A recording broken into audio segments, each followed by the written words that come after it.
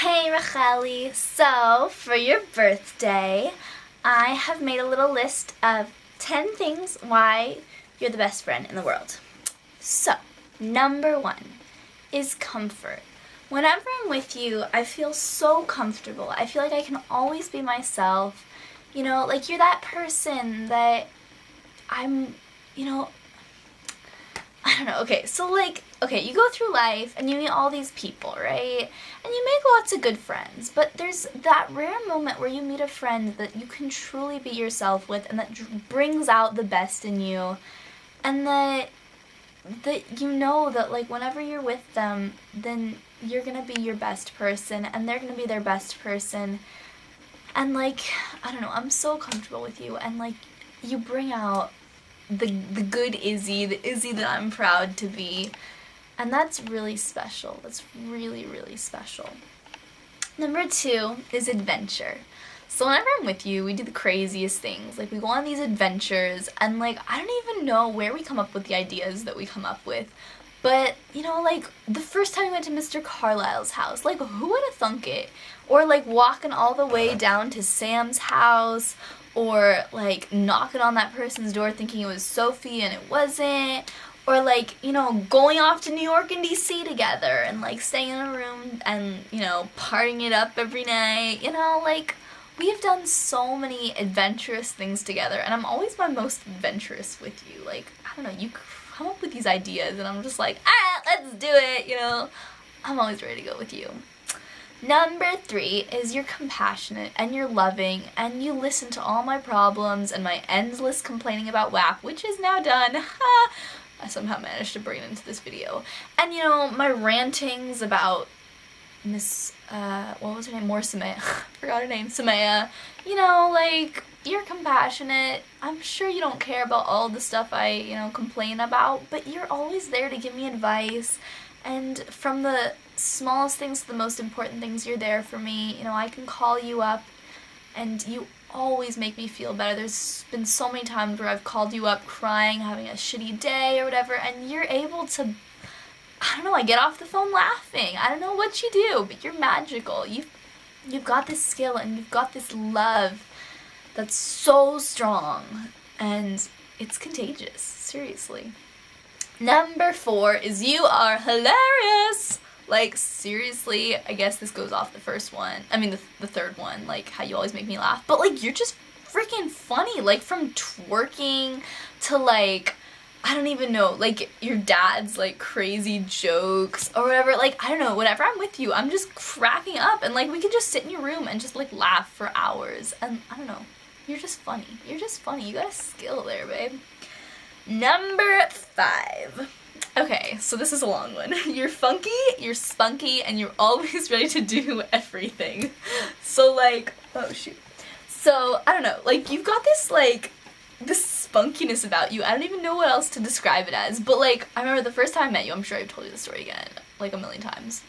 Pineapple. But when you shouted at Yavna, you pulled out the tail of Zach Ellenberg, and I just stared at you, and I was like, wow, she's really cool. Like, I would have never had the willpower to do that. And you are so, like, brave. Like, I don't even know, a 5th grader doing that? I don't know. That was, like, to me, that was so crazy. But you brought out this side of me that before I met you, I was, kind of a shy, like, I don't know, I was, like, crazy on the inside, but not really on the outside. And, like, whenever I'm with you, I don't know, you bring out this awesome side about me where I'm, like, ready to do everything. And that's because you are. Because I look at you and I'm like, wow, I really admire that. And so it's changed me. And that's really cool. Number five is you are smart and insightful.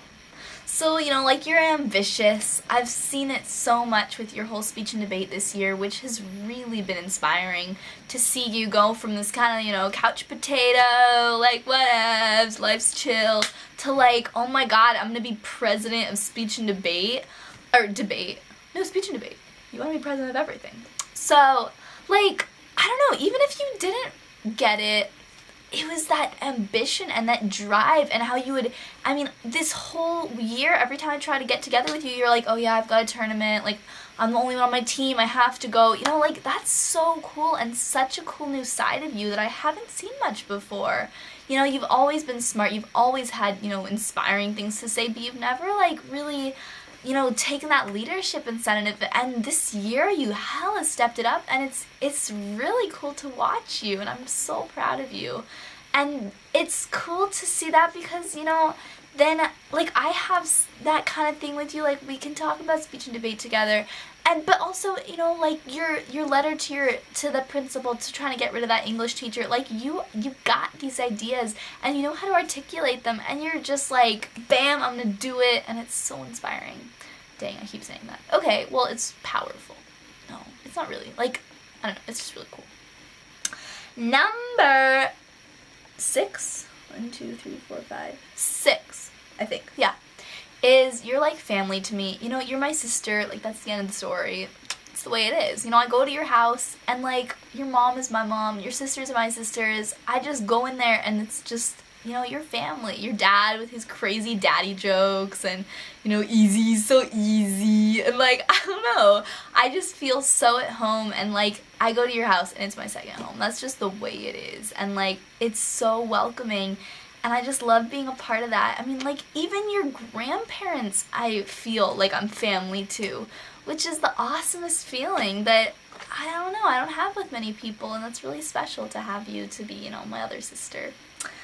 And number 7, okay, you are crazy, and you don't really take life seriously. Like, you know, you've got your ambition and all that, but, like, you know, in the more broader sense of it, you've got this idea of life that you just gotta live in the moment. You gotta just, you know, follow your dreams, which is so refreshing. Like, I don't know, I have these conversations with you, and I'm like, oh yeah, you know, college, like, I don't know what I want to be when I grow up, like, there's so many options, and I have to, you know, take classes to decide, and you know, I have to now sign up for all these scholarships, and you're like, I don't know, I just want to be like a DJ or a house, like, why even work at all? I'm just gonna be a housewife, or maybe I'll be a secret agent spy, and I'm like, who are you? Like, it's the coolest thing, and you, like, plan these things where you're like, oh yeah, we're gonna go, like, go through Brazil, and, like, all over the world, and try and find Bigfoot and Loch Ness Monster, and, like, follow all the monsters, or let's go to Carnival, and, you know, party it up,